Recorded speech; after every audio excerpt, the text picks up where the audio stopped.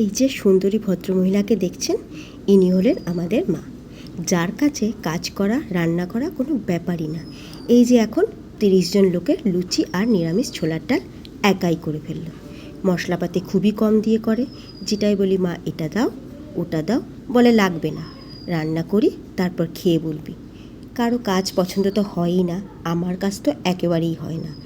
একবার বলতে যদি কোনো কাজের কথা বলে, দ্বিতীয়বার যদি তুমি না করো, দেখবে সে কাজটা হয়ে গেছে, আর সে কাজ নিয়ে কোনো কথাই হবে না।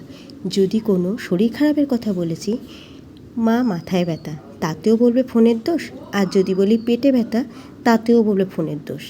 আর ওই যে আমাদের 2 ছেলে যদি বলে দাদি না এটা বানিয়ে দাও খাবো, সঙ্গে সঙ্গে রান্না করে নিয়ে হাজির। আর যা বলি তা যেন কমই হয়ে যায় মায়ের জন্য। ভালো থাকো মা, সুস্থ থাকো, আর এরকম বোকাশোকাই থাকো।